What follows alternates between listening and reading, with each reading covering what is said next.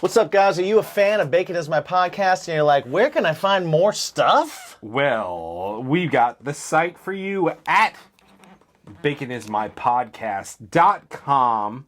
That's where you can find literally everything. It's the portal to his stuff, my stuff, and our stuff, including Bacon's My Fashion. You can find t-shirts, you can find hats, you can find all kinds of stuff to put on your body parts. You can also check out all of our awesome sponsors, get discounts. We always have the most recent and the best prices for you. And check it out also over at patreon.com/ Bacon is My Podcast. Never changing. Never changing. Find us at baconismypodcast.com. Thanks for checking it out, guys. And remember to ask yourselves, What's your bacon? world peace. What's up, guys? It's Mike from Bacon Is My Podcast. What I wanted to do is actually tell you a little bit about our new friends over at Arrowland's Natural Goods. They sent us over something called beard jelly. Wake Up Called Beard Jelly. Now, as you know, obviously, I am a beard guy. I have a lot of beard products. Everything from oils to balms to butters to waxes to you name it, I've used it. Best all-in-one is, without a doubt, this beard jelly. It gives you volume, but it also controls the fizz. It softens it. It nourishes my beard. I've been using it for about 2 weeks, and man, it feels really great. Right now, they have the original spice out. This is a high viscosity beard oil that has green coffee and peppermint oils, and it's been really, really great. I know that they're working on some brand new flavors, if you will, some aromas. So go ahead and check them out. Arrowland's Natural Goods. And always remember to ask yourself, what's your bacon? Bacon! Bacon is my podcast! Bacon! Bacon! Bacon is my... Bacon! Bacon is my podcast! Bacon! Bacon is my... I am excited to have a super talented musician here on the podcast. I am also going to do my best to not make fun of bass players. Oh, yeah. Yeah, you're going to have a hard time. Yeah, when it comes to bass players, I mean, like, it's easier to not make fun of a bass player than it is to not make fun of a drummer. That's true. That's true. Yeah. But and honestly, though, it's helpful because bass players are typically the least sensitive members of the band because we get it the most. So Yeah, That's true. They can take it. it's also because nobody listens to them anyway. right, unless And you stop. Unless there- the only time anyone talks about the bass is when you stop playing. Like, what the Right, hell? they're man? like, like, Where'd the bottom go? Where'd everything go? how do I move to this? What Guys, happened? welcome Skyler Acord to the show. Dude, thanks for coming you on. need that on the soundboard. What's up? I know, right? Well, we, you know we what? have one. We have one, but StreamYard, it doesn't connect with it yet Yeah. to do the sounds. Like you can do the prompts where you can change, you can hit the intro or whatever, but nothing on the on that front. No, so we're just gonna mouth. We're gonna mouth it. All right, Maybe for I could. now, I You're can like do it in post. you're like a modern day Michael Winslow. give me 2 seconds. 2 seconds. Just do it in the post. But dude, I'm super excited to have you on. I'm excited to talk about your solo stuff. And if you've come here to hear about like what about issues or anything like that, you come to the wrong podcast because you can hear that elsewhere. Yeah, there's so much of it out there. Issues had an awesome string of shows. In what January was it? Yeah, it was old. Yeah, Yeah. you didn't come to New York, which listen, it's fine, it's okay. Yeah. You probably got that a lot, but they had a great string of shows. It was a nice way to button things up there, and yeah, now he's doing some solo stuff, and you've been releasing it for a little while. I was gonna say we got EP, we got some singles, we got all kinds of good stuff. But the brand you new can check song is out now. It's You That I'm Missing, which is awesome, which is really cool. I love just the vibe, the back and forth vibe where it's like very like dark wave kind of Dark and creamy Goth'N'B. yeah, right. And then the chorus comes and it and it freaking soars, and you're like, yes, this is everything I want out of music. Yeah. So, Yeah. dude, congratulations on that. I'm super Thank happy you. that you get to move forward with all this stuff. Yeah, I realized over the pandemic when everything was kind of like getting pandemic, right? Right. Like one thing that I just like needed to do for my own sanity was just make music every day, which, you know, is like kind of how most of us start. And then most of us also forget as soon as, you know, you start, it's your rent starts relying on it, you know? Right. So I had nothing to do but sit on my butt and collect government money for a year or two. So I was like, I might as well just write music. And then this kind of just started happening. Yeah. I think it's an interesting realization that, like, yeah, you're absolutely right. We do all start like that. Like, we've all, in our own way, kind of, we say it all the time. Like, I make music because that's why I don't jump off bridges. Like, that's right. And it's like, it's definitely, that's the reason you start everything. But you're so right. Like, after a while, you start to kind of like, you don't lose the ability to feel that, and you don't lose the ability to tap into it, but sometimes you lose that connection to like why, like that's why you're doing it. You know, you lose that It's a little worth bit. a reminder. Yeah, for sure. Yeah, absolutely. And I think the pandemic did that to a lot of us, where it was just kind of like, it was like, how do I deal with, I'm going to write. Yeah. I'm gonna play something. I can't go play with my friends. Shit. What do I do? And man, you came out with some really, really cool music through that, which is awesome. So thank you. Kudos to you. Sick. Yeah, I busted my butt on it, so I appreciate it. Yeah. So like, how did this direction come forward? I've heard in other interviews that you had a bunch of stuff that you were sort of demoing for issues and just a Dropbox. I think we are all victims to Dropbox and voice notes for full of ideas and just things that haven't actually happened and come to fruition and been released. Yeah, we're and all gonna that come back stuff. to the voice notes because I want to. Oh yeah. But yeah, what? Because obviously issues is a little different, like, well, considerably different. So what made you take these songs that may have been issues songs and go, I want to put my own twist on it. This is my thing now. What gave you that direction? Well, the one thing I think is kind of an interesting way to think about all this stuff, you know, when you create art versus like when you put it out and share it with people, is what project name it kind of comes out under is really more like the label's job, and it's like more the marketing part and like the commerce part. Sure. Whereas like before it gets to that point, it's just, you know, you're just writing a song, right? So I was just writing songs just because I wanted to get better at it. I just like I'm a get in where you fit in kind of person. And over the years, just because I was like just trying, I just had so much Dropbox bloat, just songs I thought were cool.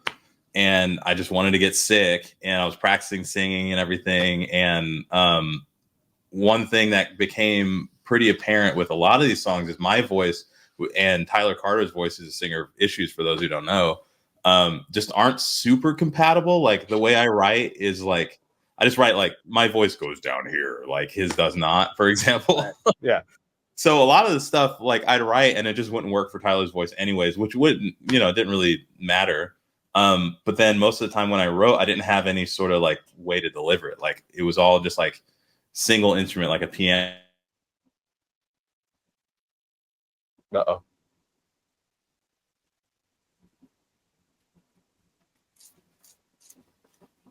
We are frozen. Now we're back. So yeah, basically I was just demoing stuff just to get songs down. And then probably like 2015, 2016, I just stumbled on this band Cocteau Twins.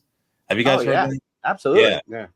And it was one of those things where I'm like, first of all, I'm just really excited that I can find an artist that like changes my brain chemistry like that still. Yeah. You know? Like there's so much more to hear. And it basically just created this rabbit hole of just like dark music, dark wave, post-punk, shoegaze, dream pop, whatever, that I'd always been aware of, but had never found a band that like really helped me understand it until then. And yeah, that was definitely my number one artist for like on Spotify for like 4 years straight. Nice. And then, yeah, when I started putting my stuff together, the kind of central points were Cocteau Twins, Stevie Wonder, just because that's like always in anything I do. I just love Stevie Wonder. Yeah, absolutely. Yeah. And then like, I guess progressive and black metal, like extreme metal in general, just because that's also just something I just love. Mhm. And when you kind of toss all three of those in, you kind of get like what I'm doing. Just naturally, you know. So how do you, when you're writing, like, how do you figure out like the balance of styles? Like, how do you, like, is that happening while you're writing a song, or does it happen more when you're recording and you're putting the instrumentation down?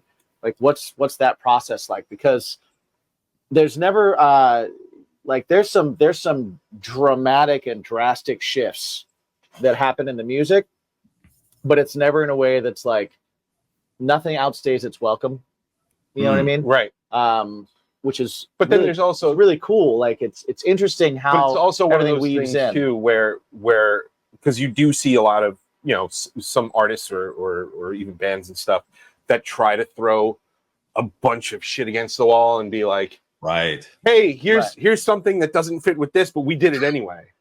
Right. Just fun. Like, get it? You know? Right. Right. Yeah. But this is like, But this okay, works. here's my pop chorus, but underneath the pop chorus, the guitar's doing like a really dark, heavy, melodic, like metalcore riff. Yeah. Right. But it doesn't take away from that pop chorus, and musically everything kind of like fits in a way where it all makes sense sonically too. Yeah. So what's that process like for you? Well, honestly, like a lot of it is just taking things that make sense in certain frequency ranges and grabbing from like different styles. So like example with It's You That I'm Missing, you can almost separate it by like what's in the sub, what's in the mids, what's in the treble. Like the everything low on the chorus, for example, everything low is like synth bass. It's like, you know, which is very like dark wave, very dark music. And then in the mids, you have like a lot of guitar, which obviously feels very much more rock. And then on top, you have a bunch of like pretty kind of like, I don't know, just cool sounds, which I kind of associate with pop. Mhm. And sometimes when you kind of like, at least for me, I like to take cliches from one thing or another and put them in context that don't really make sense. And then you can kind of get away with like, I'm like, it's a cliche because it works, right? Right. So you yeah. can get away with a little more. And then also if the vocal is good, then you can get away with anything. That's what we learned in Issues, is just write the vocal first and you can write whatever riff you want.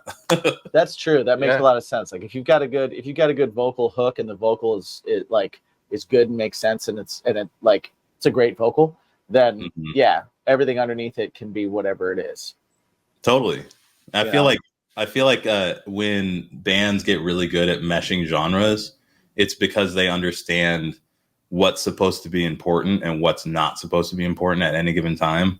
And you only start really hearing all of the little pieces when you start like listening deeper or paying attention to the other layers that, you know, maybe aren't at the forefront. Right. And I think when people get bogged down and stuff gets a little chaotic is when you kind of put on a costume like, oh, and then here's our little jazz part or whatever. Yeah, exactly. Yeah. It's like if you kind of make sure that like the feeling is first, then it's hard to fuck it up, you know. Sure. Yeah, it makes sense. I agree. I just really like the you know, like I've been trying to embrace more of the MIDI stuff and like the synth parts and whatnot. And you know, I'm a heavy rock. That's my wheelhouse. That's what I do. But like doing the synths over it and stuff like that is stuff that, you know, like Issues does, and even like I See Stars, like a lot of that MIDI keyboard influence to it. I just love the way it gives it more textures, it gives it more space, it fills the space. I just love that. I love that approach. Yeah, and it's also cool when you start not taking it for granted too. Like nowadays, everybody's putting something on top of all their stuff, right? Right. But when you go really hard, it's obvious now, like in modern rock and stuff, or when you put none of it anywhere, it's an even bolder choice. Right. It's like, like Rage Against the Machine is like all the way raw, just a band in a room versus like, a Rammstein where like the keyboards are like cranked, or like, more modern kind of thing, Icy Stars or Issues or whatever. Yeah. I'm sure there's better examples that I'm not thinking of right now, but when you have like that stuff cranked, then it becomes like part of your identity. So I feel like it's just more tools. Yeah. Well, I think there's also something to be said for bands that are able to have all the things happening at once versus having, this is our section of the song that is this style, and then the entire song shifts. Like 12-Foot Ninja. Right. Oh, like, great example. Yeah. You know what I mean? Like they like when the salsa part of the song starts, the whole song becomes salsa. You know what I mean? Right. And which is awesome. It's incredible. But I always find it interesting when a band doesn't shift the entire vibe to something, but it adds flavors of so many things, so many different genres that just kind of work together. So they're all kind of like handshaking throughout the whole thing. I think that's a really interesting kind of way to do it. Sorry, we froze just for a sec. But yeah, I agree. I think it's kind of, you're right. It's another tool. Like sometimes, like, 12-Foot Ninja or Between the Buried and Me or something like, right. Progressive bands in that kind of nature, or going way back, Naked City. I don't know if you guys know them. No. The kind of like, check them out. Yeah, they're sick. It's like a jazz grindcore thing. Nice. Yeah, I could go on about them forever, but definitely check them out. But the kind of chaotic nature is like part of the expression. Right. And that's cool. It kind of makes it's almost like more live coded versus like when everything's kind of a little closer to center, wherever that center is. And then that I feel like your songs kind of have a little bit more shelf life. Yeah, I can see that. Like priorities. Sure, right. I guess, that makes sense. I guess that makes sense. That's interesting. I just love the thought process on an artistic level, just because I love so many different styles of music, but when I write, I haven't necessarily been able to open it up to bring in all those different styles that I really enjoy, and do it in a way that's one that's legit, that doesn't sound like, like I'm trying to do something I'm not great at. You know what I mean? Because that's that can happen really quickly. Right. Yeah. You can shoehorn crap out of stuff. Yeah. Listen to me try and do a fun. Try again, or don't, or maybe not, maybe don't. So it's whenever I hear somebody that's doing it really well and doing it successfully, I'm super interested in just the process going into it. Like, when does that happen for you? When does that, so very cool. Well, just to speak to that, like, when I was first putting together my project, it was very tough to figure out what parts of what styles are going to fit in. So at that point, it's a very conscious effort. Like there's this song on the EP called Not Worth Saving. And near the end, you have all these like tremolo, like scary sounding guitars that were, straight ripped from like a black metal kind of sound. And that was deliberate. It was like, okay, so here's our three things on the mood board. We're going like black metal, R&B, and dream pop. What does that sound like? Right. And we just hadn't figured out what to do with the black metal kind of idea. So we were forcing ourselves to kind of like figure that out. When I say we, I mean me and my brother Lo-File, who I did a bunch of, especially the EP stuff with. And I feel like once you do that a lot, eventually it becomes second nature and you can kind of just follow your taste. And I feel like, because I guess like my whole career has been that you start with a very deliberate sort of combination of things and sort of mission statements. And then at first you're forcing it, and then eventually it just feels natural. That's exactly what happened with Issues. And if you listen to our first EP, you can kind of really tell we're just trying it. Yo, what if, etc. Nice. And then like as it goes on, especially as it goes on into like the last full length album we did, it eventually became a true fusion just because our instincts had developed beyond like this section and this section and this section. Yeah, that takes a lot of trust too. Oh yeah. You know what I mean? Like to be like, all right, let's try that. Yeah. I hear your idea. Let's go with it. Let's, like that takes a lot to do that, which is awesome. Hi, I'm Dawn Brody, a comedian with a history degree and the host of the podcast HILF, History I'd Like to F***. Each episode, I am joined by a new guest who has brought me a subject from history that they want to know more about. Then I hit the books, I dig deep in the annals, and stimulate. We've covered Frankenstein, Houdini, Joan of Arc, Pompeii, the Salem witch trials, right? Join us and find out for yourself that history is a party and everybody's coming.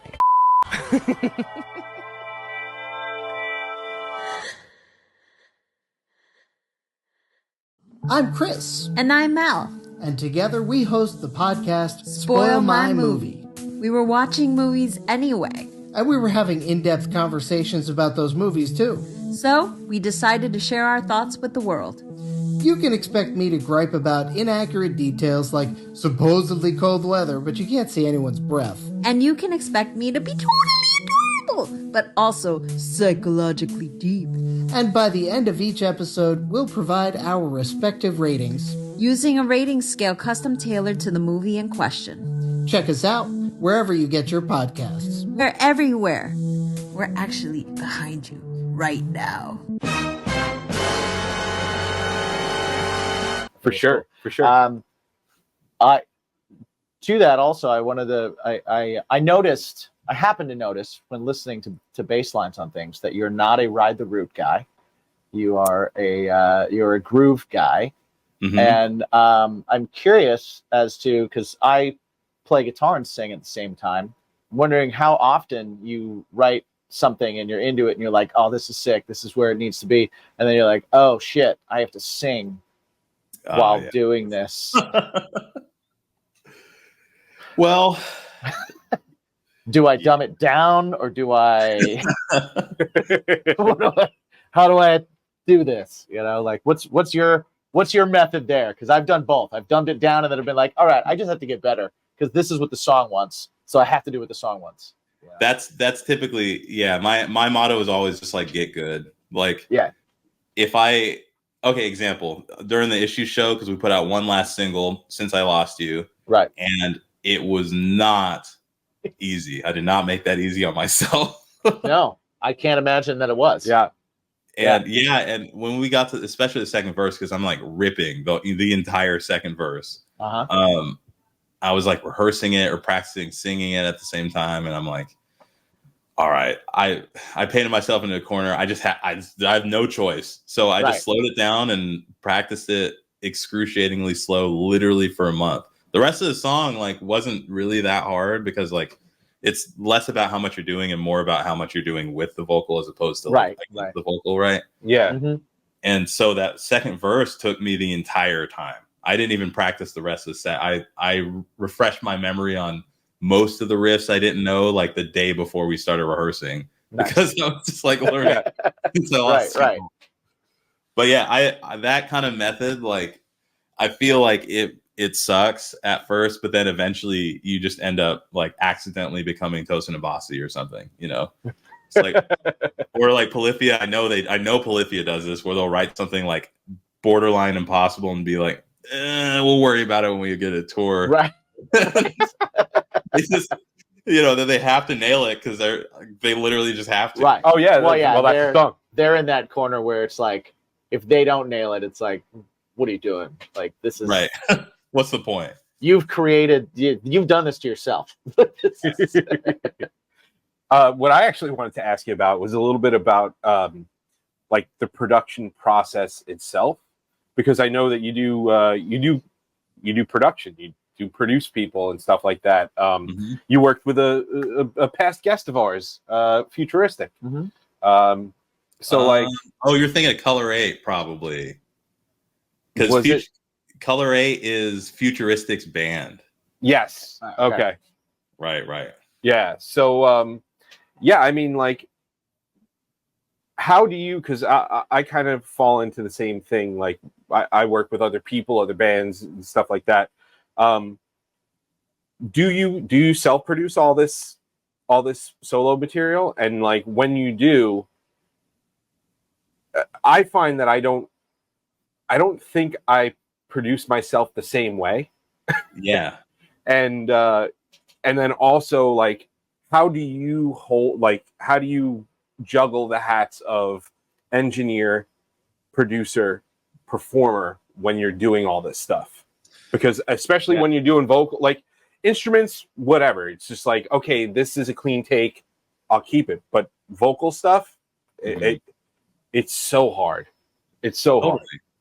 Yeah, that's a pretty good question. I will say I try to like, if I'm really inspired, it's all happening at the same time. Like, I'm doing like a groove idea, and then already I have a melody idea, and then before I can even get to the chorus, like, I have like chords for that whole thing, or what, you know. Yeah. If I'm really inspired, it's just like flowing out of me, and that's just like, I'm just sitting at my desk, and every time I get an idea, I'm throwing it down, like just making it cooler and cooler and cooler, and kind of trying to realize what it's supposed to be. That is pretty rare. What's way more common is I'll have like an instrumental, and then I'll like sit down and try to write a song over it, basically. Yep. And creating the instrumental, I've just had a lot of practice with, because in issues, everybody's a picky bitch. And if your demos don't sound like fully finished, mastered, like finals, then people are like, I don't know, this is like weird. So, Yes. Yeah. I don't know why, but I'm not feeling it. right. Well, it's, you know what? It's this struggle, because it's like, there's a little part of people that are kind of like, this is too finished, Right. or this isn't finished enough, or they want to sit in a room with 4 other guys and go, all right, what do you got? Let's jam on the same riff for 2 hours and ruin this, right. waste this rehearsal time. Let's ruin this for all of us. Different strokes, totally different strokes. Yeah. Like, you stay in a band like that for long enough, then you get pretty decent at just all the little stuff in between. Also, I was an intern for a pretty sick engineer when I was like 21, something like 20, 21. And I didn't learn a lot of stuff that I like, really direct hands-on stuff that I still use today, besides signal flow and like gain staging and all like the fundamentals. Okay, right, yeah. And one big thing for me is, especially with the internet, it's really easy to jump into the deep end with things that you're learning. But if you don't have your fundamentals down, then like none of that means anything. So for me, like, I'm thankful to have my fundamentals like music theory, and my fundamentals with engineering and bass and guitar and whatever. Like, all that is really tight. Even if I suck at all the fancy stuff, right? I know how, like, I don't know, I could write a song that's the bass is there, the bones is there. Yeah. Right. Exactly. So if I ever get stuck on something, basically I don't ever have writer's block anymore, because I can dig into like my tools if I ever get stuck on something. Nice. And like, adding the synths and stuff like that. I have a buddy, close buddy of mine that is, I mean, we've played in bands for close to 20 years, and he's got his new writing style down, where he will literally sit there and agonize over a synth sound to get it right before he moves on to the next thing. And I'm just like, dude, I can't do that. But like, or getting this sample to sound the way he wants it to, it's no, I hear it in my head. I just need to have it, and then I'll tweak everything at the end. But like, do you synth wise? Because I it's a rabbit hole. It is crazy. But what's your like go-to synth plugin, synth sound, or if you have any like physical old school synths or new school synths or whatever it is, what's your like go-to to be like, okay, this is my muse right here. Right.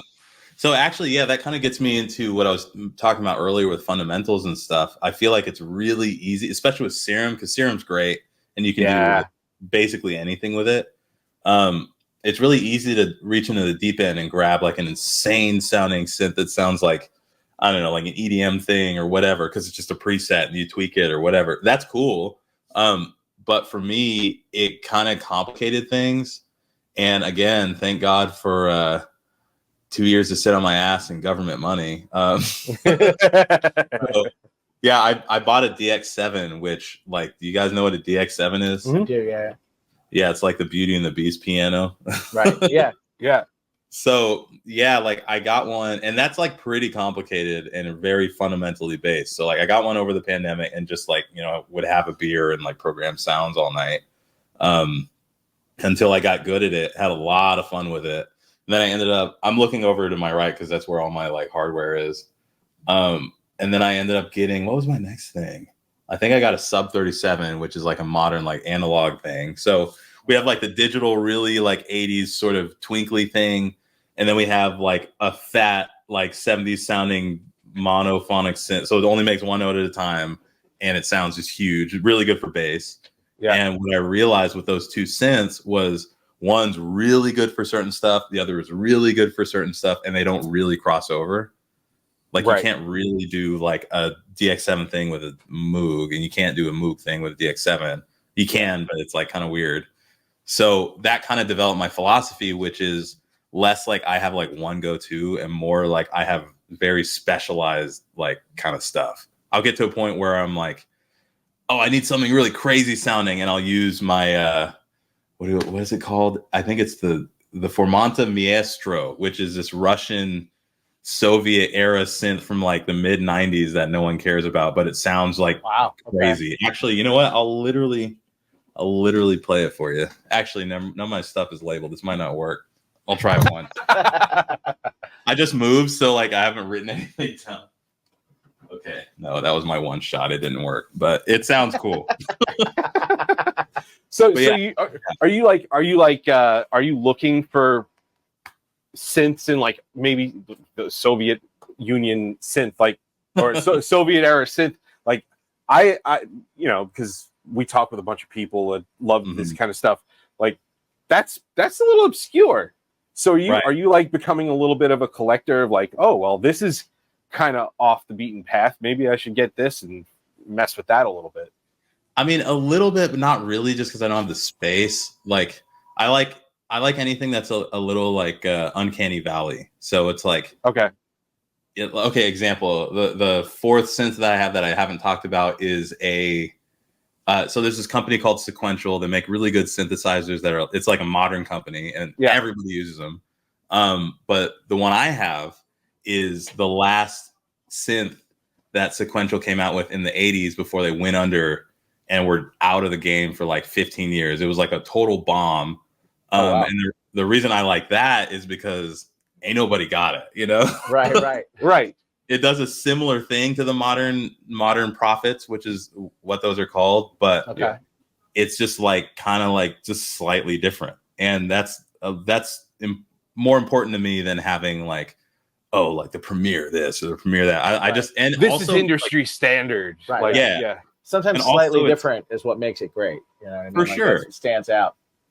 Yeah. Also, you save money if you're willing to do the research. Like I paid like a little, just around $1,000 for it. And like, if you get like a modern Prophet, it's a lot more than that. Yeah. And I'm doing basically all the same stuff. I mean, basically, I'm sure you can do like a bunch of crazy shit with a modern Prophet, but I'm happy.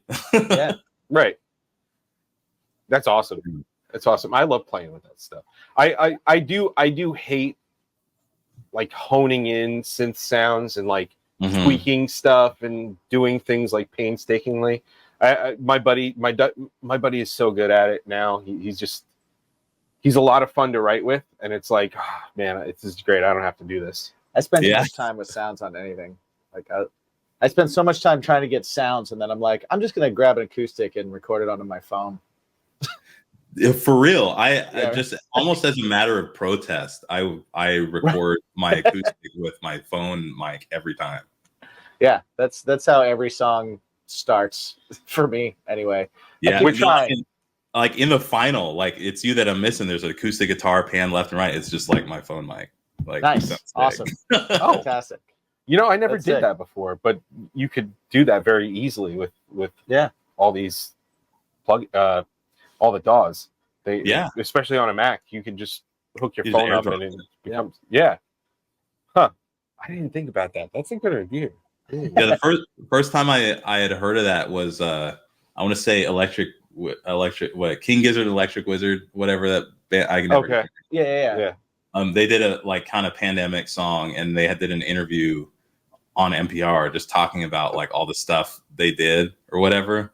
And like, yeah, here's the acoustic, and it's just like through the iPhone mic, and the other dude was like, "What? Like, oh yeah, you got to get that nice iPhone compression." Like, people are gonna start talking about like, "Oh, the iPhone 3G had the best mic for acoustic." Right, had the best mic for acoustic. Oh my god, yeah, people are gonna be buying old phones. I saw something where they're like recording vocals and then recording them again by putting a mic up to the headphone.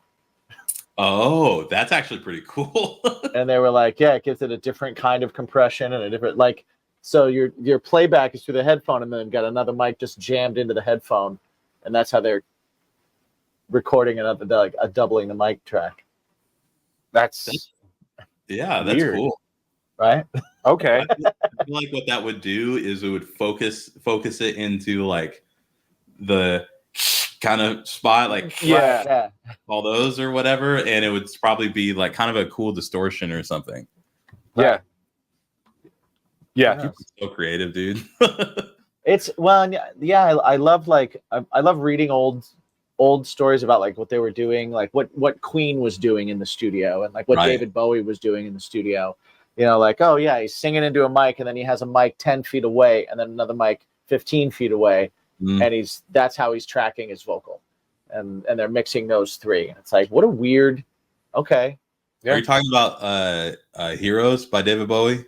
Yeah. Yeah. That one's legendary. Yeah, which is crazy, and then you hear stories about Aerosmith using sugar packets as shakers in Sweet Emotion. Really? Yeah, the shaker in Sweet Emotion is sugar packets. Huh. He's just up on the mic.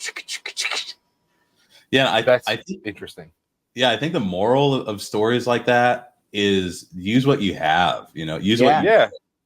Like, I kind of hate the whole gospel of like, oh, you need this to be a professional, and you need that to like compete or whatever. Like, I mean, the best thing about Serum really is the rent to own, to be honest, because it's so accessible. Sure, yeah. So everybody starting with Serum is a great idea, and it's so powerful. Like, the hardest thing about Serum is to get it to sound less perfect, because it sounds so perfect. Immediately you're in the EDM world, Yeah. But like, if you know it, then like whatever. Like, if that's what you use for everything, like Steve Lacy writes and records all of his albums on an iPad. That's amazing. That's crazy. It's amazing. Well, I mean, I was just gonna say too, like Logic too. The Alchemy synth that they have. Mm-hmm. Oh yeah, it's great, dude. I know people that are pissed that you can't use that in other DAWs. They're like, I can't use that in Ableton, and I'm upset. I'm like, well, yeah. Yeah, I know people that stay with Logic just because they like the native like instruments so much. Yeah. I just the beginning of the year started messing around with Ableton, and I have a love-hate relationship with it. How do you find it? So for me, like I'm used to writing like a rock song in Logic, and like before that it was like Reaper, because of, again, accessibility, man. And I had a PC for a while, so it was like, okay, well, this is my jam for now, and then go to Mac and end up getting Logic and stuff, and it's just I've grown so used to the process, but like Ableton, it's so different. It's so like the process is so different. I don't use the set list mode or whatever it is. Oh, never. Yeah. Yeah. It's difficult. But like for me, like doing loops, and I did like a couple of full songs on it. It's different. It's very different. But I'm trying to push myself. I'm trying to change things up and do better, challenge myself. So, yeah, I feel like the reason Ableton is so interesting, the reason I kind of gravitated towards it is because Pro Tools and everything in that world, like, was trying to emulate the workflow of hardware and integrate into like all these people had thousands and thousands, sometimes millions of dollars worth of hardware, and they needed something that didn't have to make them start over. And I don't have all that. I have like a few keyboards that the government bought me, so I'm like, I don't need all that. Like, Ableton is it's so easy to make a sound wrong. You know, I was talking about Uncanny Valley earlier. Like, anything I can do to make it seem like something's like kind of up with that piano, or that guitar sounds like weird. You know, like anything I can do to make that happen. And Ableton's so good at that. Yeah, it is, and it's very intuitive too. It's you have to unlearn what you've done in your comfort zone. Yeah. I don't know if I could, like, I don't know. I'm still working on it. I'm working on it. Well, honestly, it's kind of trash for tracking stuff. So like, yeah. So I think your instincts are right. Like, if you're like pulling towards Logic still, and most of the type of stuff you do is like, you know, just rock stuff with, you know, 2 guitars, drum kit, vocal kind of stuff. That's like, I mean, that makes a lot of sense. I feel like the reason I like Ableton so much is because of the fuckery you can do with like all the, you know, whatever production fuckery you can do. But the like rock format stuff, it's all also, like, I have to find a workaround. My workflow now is totally adequate for it, but it's like square peg round hole still, you know? Yeah. Well, yeah, I love the how intuitive it is with like using samples and like Logic is just 10 steps to get the same thing you can do 2 steps in Ableton when it comes to like a sample, or you know, even some of the synth stuff is always, it's really easy to use in terms of synth and space. Like, it creates a lot of space. Yeah. I hate mixing on it too. Oh my god. Oh, it sucks. Oh my god, it's awful. Yeah, I'm just at this point. I'm just like, yeah, it's my bad. Yeah, I went as far as just I actually like bounced all the tracks and all the stems and put it into Logic to mix, and I was like, I have to do this. Yeah, honestly, it's not a bad idea. Whatever works. Yeah. That's the idea. Yeah, exactly. That's the idea. Exactly. What did you hitting them? You're saying something about voice notes. Oh no, I was going to ask earlier when we were talking about songwriting. I always like to, when I talk to people that write lyrics and stuff or write songs, I always want to know, like, you do like that. Okay, open up your voice notes. How are they titled? That's a good question. Are you one that titles them like, is it just whatever it is that day? So it's the location and the date on it, or no? That's anarchy, right? That's what I think too. For me, it's like I try and put like a chord progression and what I'm tuned to at the time. If it's guitar, or if it's, you know, like where I am, because if it's like if I'm at the school I teach at, I'm like, okay, I know what the guitars are tuned to there, so I've been so I can figure it out later. Well, okay, so I'm looking at them now. Most of them, if I'm like writing a song, it's a lot of like, if I'm in the act of writing a song, it's a lot of just me setting this here and just like looping a thing and singing over and over and over again until something clicks. Right. Like, you ever see that video of Pharrell and Justin Timberlake writing the bridge to what's that song? But I have you naked by the end of this song. You know that song? Oh yeah. I have never seen the. I haven't seen the. I haven't seen Rock Your Body. Though, Rock Your Body. Yes. Yeah. Yeah. Well, if you look on YouTube, it's nice. We are frozen. Oh, we got you back. Do you want to build a snowman? Yeah. So if I'm writing a song, it's just a ton of just mess. But if I like have a melody idea, I just make sure that the word melody's in it. If it's a riff, I make sure the word riff is in it, so I can search it later. Right. Okay. But if I was a smart man, I would be using the folders because there's folders in voice memos. Did you know this? No. Wait. What? Huh? Yeah. If you like, I'll literally show you. So Yeah. Please. If you open up voice memos, everybody open it up, class. Yeah, we're doing it And right now. Click the arrow on the top left.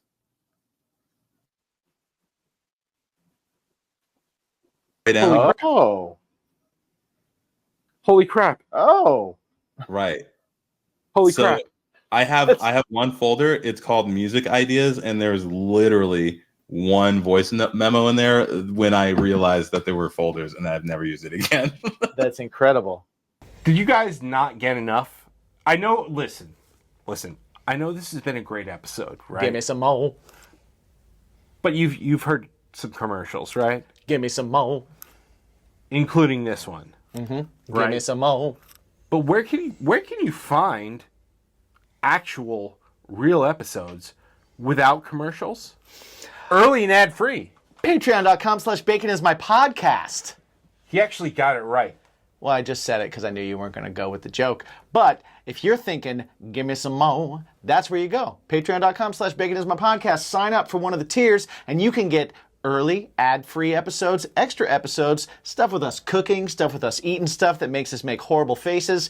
You know it. You love it. If you don't know it, you should know it, and you will love it, and you should go there, and you should never, ever, ever forget to ask yourself every single day, Can I see Bacon's My Podcast live every Sunday? yes, you can. And the second question is, Oh, what's your bacon? what's your bacon?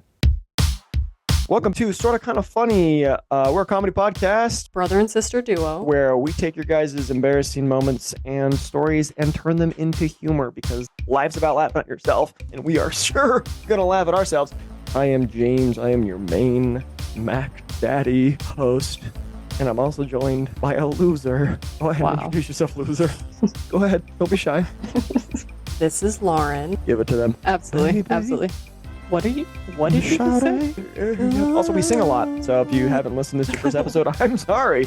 We have new episodes available every Thursday and would love nothing more than to hang out with you. Does that sound too desperate? Yes. Okay. Check us out wherever you listen to your podcasts, and we'll see you on Thursday. And as always, Text me if you want to hang out. bye. You've changed our lives. You've just changed my life. Thank you, Scott. I mean, maybe. Now I have to go. or you're Now gonna I have make to go through these. Now I have to go through these other 400 tracks on here and put them in folders. Yeah, you know you can do all that in like notes too, right? Like you can like Yeah. attach. Yeah. I do That's have helpful. that.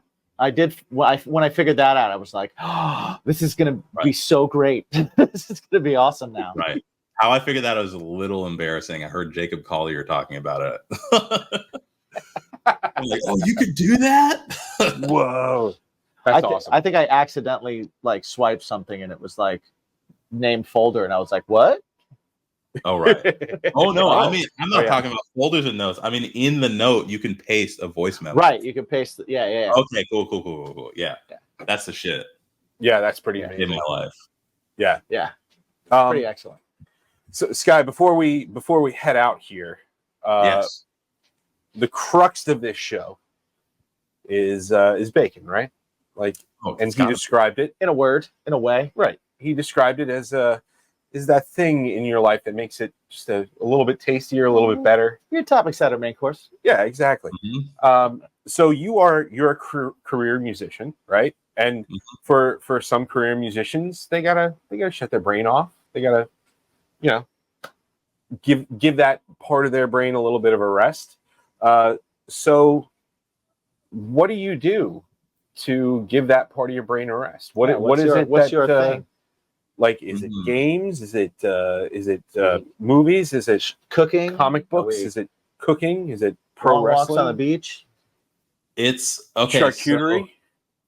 So me and my wife have this kind of like ritual that's not really a ritual, but we just end up doing it every night, where after I'm done working and she's done working, she'll be watching Real Housewives of something, just whatever Real Housewives show she's on. Whatever town they pick. Mhm. And I'll be next to her on the couch playing Switch, and every because she uh-oh, do I have you? Did I lose you? Oh, we're back. We're back. Yeah, so she likes to discuss the episode as she's watching it. So every few minutes she'll pause it and then turn to talk to me and tell me to pay attention. I'll pay attention. And then, yeah, it's crazy. And then go back to that is my bacon. That is my daily, very clutch ritual. That's pretty great. What are you playing on Switch? I actually just last week set up my I have one of those blow up screens.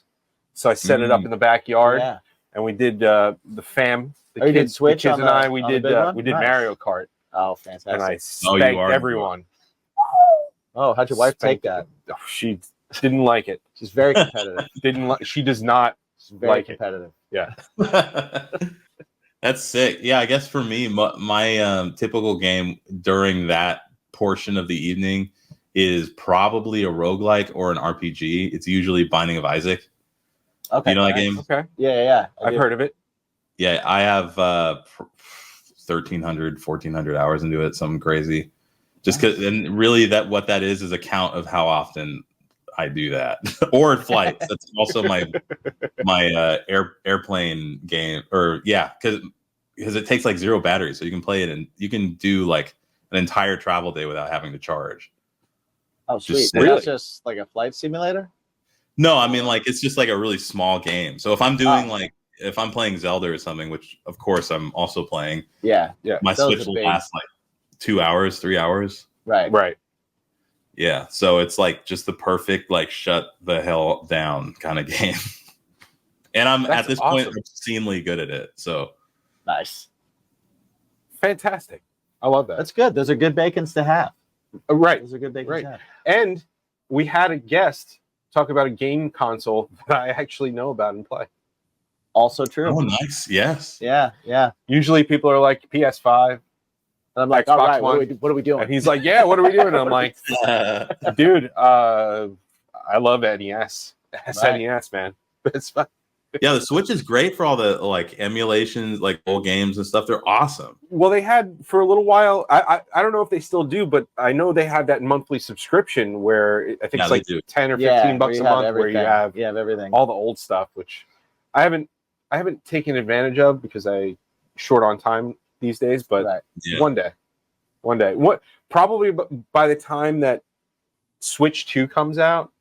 Yeah, I'll enjoy it for like the last year and a half or two. Right. That they're going to do that on the Switch, so I can take it away from the house when I travel. Nice. That's the way to do it. Yeah. All right. So that's also a good bacon to have. Nintendo Switch and Trash TV. Love it. I love both those things. And when you mix them together, that's fantastic. It's kind of like a nice combo. It's kind of like Goth'N'B. Yeah. Kind of like absolutely. We call that a callback in the biz, y'all. It's in this biz we call show. That's right. That's right. Sky, thank you for coming and hanging out with us and spending so much time with us. Before we head out, let everybody know where they can catch the new single and what else they got to look forward to. Yeah, bring in the dark and creamy. Yes. So to catch my dark and creamy music, you can listen anywhere: Spotify, Apple Music, all the other ones that don't matter, but you have them for some reason. These are for France, I guess. But yeah, you can find it anywhere. And honestly, I just got a lot more music to put out. I'm already mixing the next one, and no stopping. Awesome. Let's go. Let's go, man. Yeah. As Deadpool and Wolverine say, let's effing go. If you haven't seen it, you should. Yeah, for everyone listening. If you haven't seen it, shame on you. Yeah, I'm absolutely seeing it this week. So, it's fantastic. I just got back from a trip last night. I was actually a little worried I was gonna have to ask you guys to reschedule because my flight kept getting delayed, and I ended up getting everybody's flights. Yeah. I ended up getting home at 4 a.m. last night. Oh. explains the late morning. Yes, exactly. Yeah. All right. Well, go relax. Go play some Switch. Watch some trash. We will do the same. Everybody that is listening, definitely go check out the music. Yeah. Go check out Skyler Acord anywhere that you can find music. Like you said, it's everywhere. So check it out, like, share it with your friends, let them hear it. I let a friend hear it and he loved it. Your friends will love you for that, right? Remember the days when all you did was you were like, dude, you got to hear this. Listen to this. Right? That was the best. Keep that doing was the that. best. That's what you should talk to your friends about. Everybody that's talking to their friends about other things this week, talk to them about music and send them some songs. Yeah. Right? It's the way to be. It's the way to go. And remember to ask yourselves every single day, what is that thing that takes your mind off stuff? What is that thing that is your topics on our main course? What is that thing that brings you a little bit of dark and creamy goodness in your life? Yes. Skyler, do you remember what that question was? What is your bacon? Yeah.